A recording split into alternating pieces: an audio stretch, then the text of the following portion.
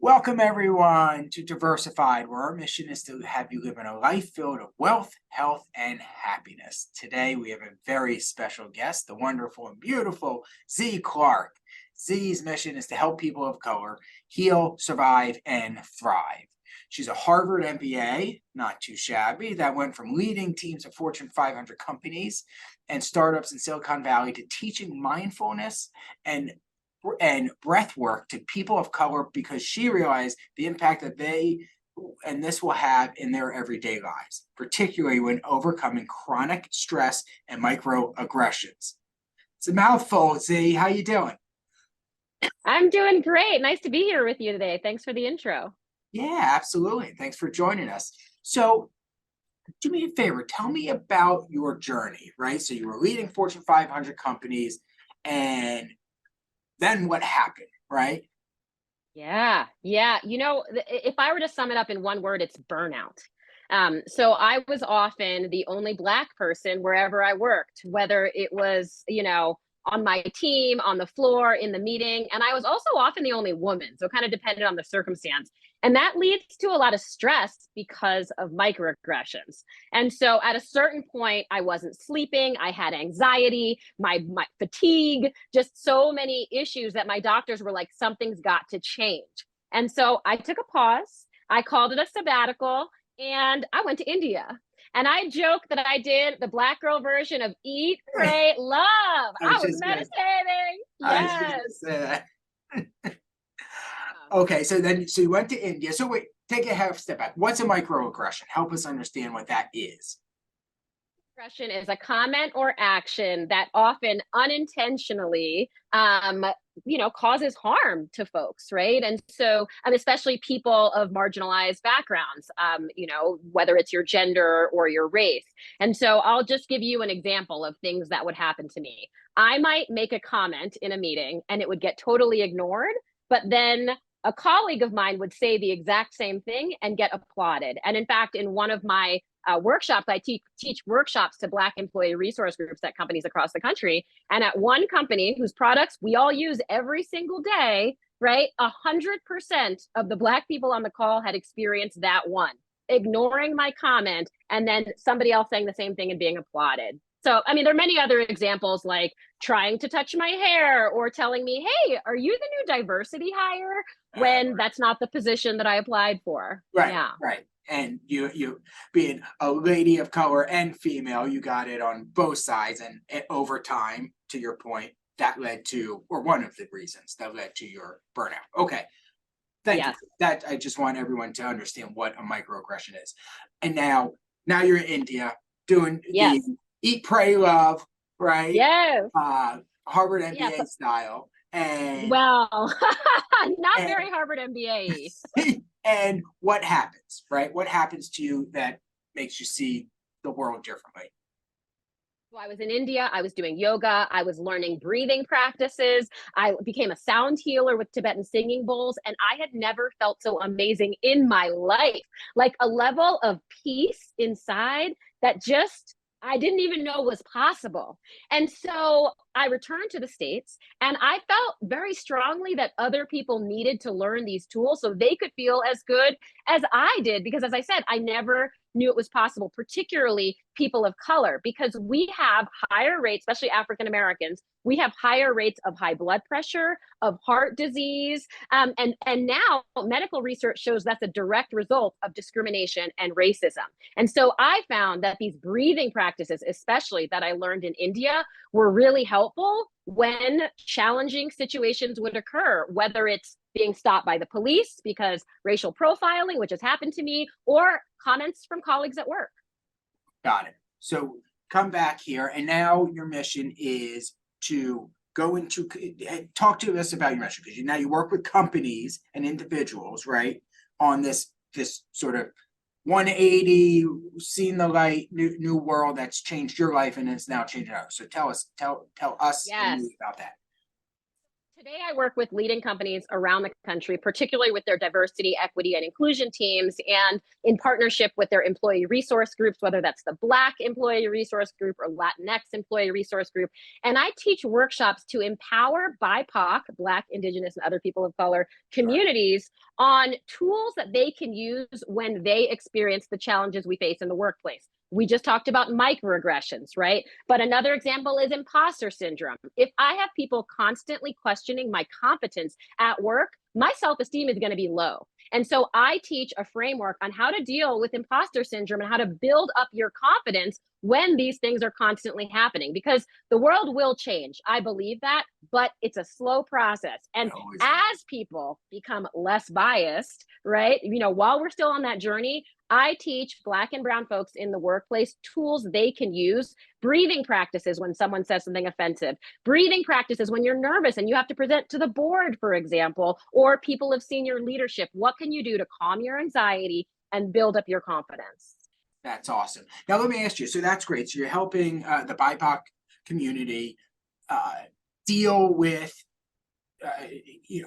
help them deal with their, whether it's microaggressions or stress or through breathing practices. Do you do anything on the other side of the spectrum, right? Because that's, to me, that's half the battle, right? Half is how do you handle that when it happens to you. The ideal world is it never happens to anyone, right? Of any race, color, sex, creed, anything.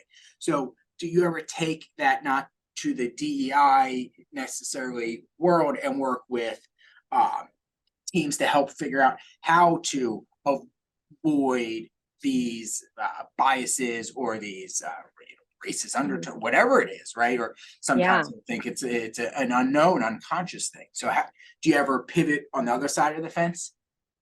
Yeah. So what I found is that there are a ton of implicit bias training courses. There are a ton of DEI consultants that specifically focus on what you just said, implicit bias training for aspiring allies. You know what? There are not very few, if not any, programs specifically tailored to people of color. Right. That said, so what my point is, that already exists. That said, makes sense. I wrote a book called Black People Breathe. Yeah. And in this book, every chapter shares experiences that happen to Black people and people of color. I share my own personal experiences and those of people that I know, and I share breathing practices that people can use when dealing with that. But this book can actually be for allies also, because it's an education. So I have a lot of friends and colleagues from Harvard Business School, from many of the leading companies that I've worked at, that say to me, well, that would never happen to a Black person like you. They believe that when I walk out in the world, because they know me and I'm a certain education, that wouldn't happen to me. And so this is an education for people to know that when I walk out into the street, regardless of how many Harvard degrees that I have, these things happen. And the tools that I teach in the book, Black People Breathe, can be used by allies also, because I frame it in terms of emotions. Let's talk about anger, right? Now, I might say to you, when was the last time that you got angry? And many things might come up for you. For me, what comes up for me are things that have happened because of my race. For example, I was at a grocery store in Sacramento, California, and somebody called the police. A grocery store employee called the police and said that I stole deli meat. Now, here's the thing. I'm a vegan. So the hours and hours and hours spent after I showed the $220 receipt of groceries, after I explained what all of these groceries were, that what's this? He was very angry with me. I was like, that's a cucumber, an English cucumber, right? And so my story of anger, being angry at the police for doing this to me. Now, your story of anger might be different, but the breathing technique to release the anger remains just as powerful. That is how I serve allies, through education and tools. Right, which makes sense. So back to your book for a moment, which is Black People Breathe. Tell us how it empowers the BIPOC community.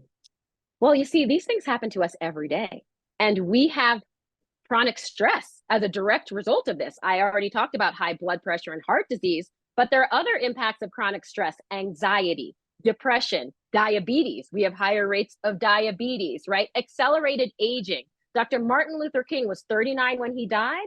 but the autopsy showed that he had a heart of a 60-year-old. This is the impact. And so what my book does is it empowers Black people and all people of color with tools to counter those impacts when bad things happen to us. So every chapter is something that happens to Black people. Shopping while Black is a chapter. I share the grocery store story. What else? What it's like to be the only Black person and how you can calm your nerves in those situations. I have another chapter called To Code Switch or Not to Code Switch. Are you familiar with that term, code switching? I'm not with code switching.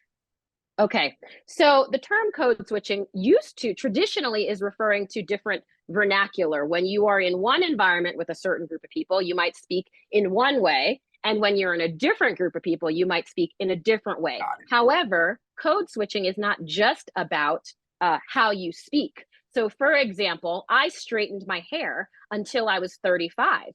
And you see these wonderful curls. I think they are beautiful now, but I was told that actually that is not how you get a job in financial services. Over 20 years ago, zero Black people had natural hair in the workplace. And you might be familiar with the Crown Act, which failed to pass recently in the Senate, which would make it illegal to discriminate against Black people because of our natural hair. That is also code switching. And so we as Black people need to make the decision in the workplace. Do I show my real self? Do I show my real hair? Or do I straighten it and increase my chances of getting cancer? The recent studies show, right? And so to code switch or not to code switch, this book presents scenarios that all Black people and people of color face, and then tools, breathing practices, mindfulness practices on what you can do when you face them. Okay, so one or two more questions for you. Yeah. Okay, so I know you offer both individual and company services. What's the best way companies can empower their employees right now? Yeah. So I'll start with the problem that I feel like is lacking, which is that DEI initiatives today, I never felt like they were for me, a Black person that was a current employee.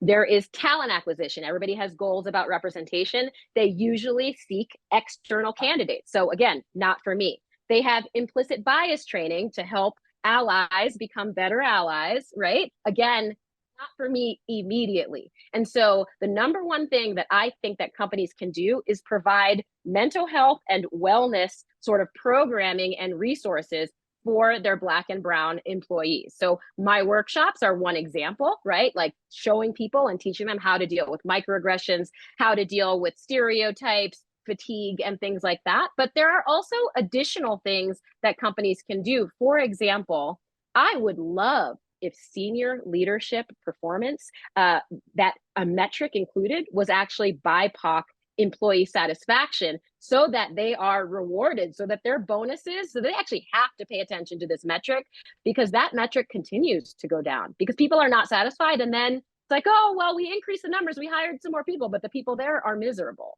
Right. No, I love it. Okay. So Zee, in conclusion, help our viewers and listeners today understand how and where they can contact you for them personally, their businesses. There's a lot of business owners that are watching this. There's a lot of individuals of all different backgrounds and I mean, not only is it important stuff, but, and you clearly are, well versed in it, but passionate. I mean, people want to work with passionate people. So where can they get in touch with you to learn more, follow along, start to, we know about your book, but tell us so I can share that. Yeah, I would say the best place to get in contact with me is zeeclarke.com, ZEECLARKE.com. And there, if you are a company, there is a page for companies that shares some of the workshops that I offer. If you're an individual, it shares some of the things I offer, like a monthly sound bath with Tibetan singing bowls that is open to all. And that is a great de-stressor. So zeeclarke.com. Okay, that's awesome. Well, Zee Clarke, fantastic. Beautiful inside and out, and I love the message. I love what you're doing. I think it's critical in this world that it's constantly evolving, as you were saying. I think even before we hopped on, it's a slow move, right? Stuff doesn't happen overnight, but it takes conscious effort and people with a great vision and message like you to help do that. So I want to thank you for what you're doing out there. I want to thank you for joining me and helping share this. We'll, of course, put all your information below in the caption so people can click for easy use to learn more. And again, your book is Black People Breathe. You get it on all major stores. And Yes. thank you, Zee. I appreciate it. Thank you so much. Have a great day. You too. And as always, everyone, stay wealthy, stay healthy, and stay happy. Take care.